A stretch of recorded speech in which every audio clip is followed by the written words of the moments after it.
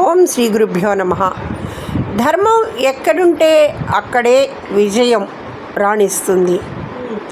గాంధారికి బహుసంతానవతి అని వరం ఉంది. ఆమెకు సంతానాపేక్ష ఎక్కువే.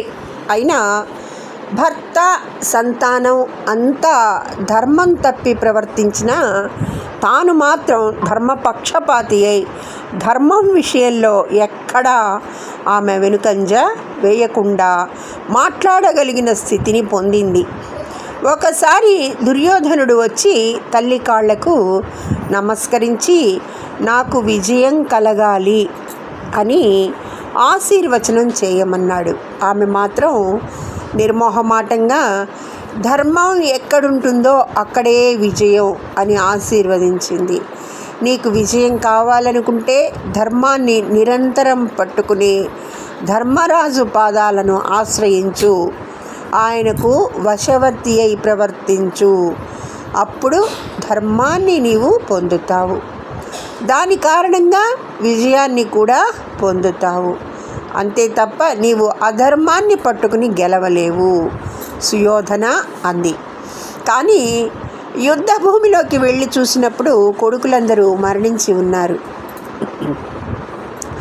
అందున దుశ్శాసనుడు భయంకరంగా వక్షస్థలం బద్దలై పడిపోతే ఆమె కోపం అటు తిరిగి ఇటు తిరిగి ఎవరి మీద నిలబడాలో తెలియక అంతటి గాంధారి కూడా పుత్ర వ్యామోహాన్ని పొంది కృష్ణుడి వంక చూసి ఇలా అంది. అన్నీ నీకు తెలుసు కృష్ణ, వీరందరూ మరణిస్తారని తెలుసు. నువ్వే పూనుకొని ఉంటేనా నా కొడుకులు ఇలా చనిపోయేవారు కాదు. దీనికి అంతటికి కారణం కృష్ణ నువ్వే. నీ యదువంశంలో కూడా ఇలా ఒకరితో ఒకరు కొట్టుకుని నశించిపోయేదురుగాక.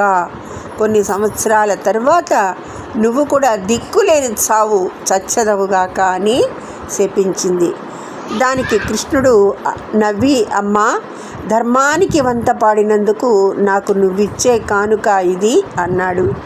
ఆ మాటతో ఇంతటి మహోన్నతమైన గాంధారి కూడా కుచించుకుపోయింది.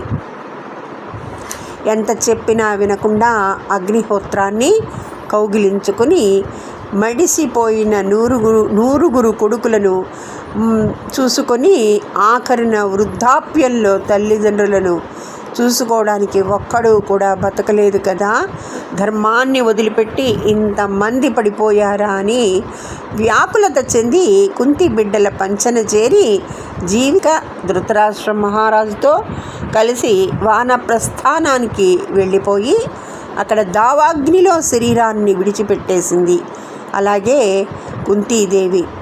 ఆమె కుంతి భోజిని కుమార్తె కాదు, సూరసేనుడి కుమార్తె. అందుకే శ్రీకృష్ణుడికి మేనత్త, వసుదేవునికి చెల్లెలు.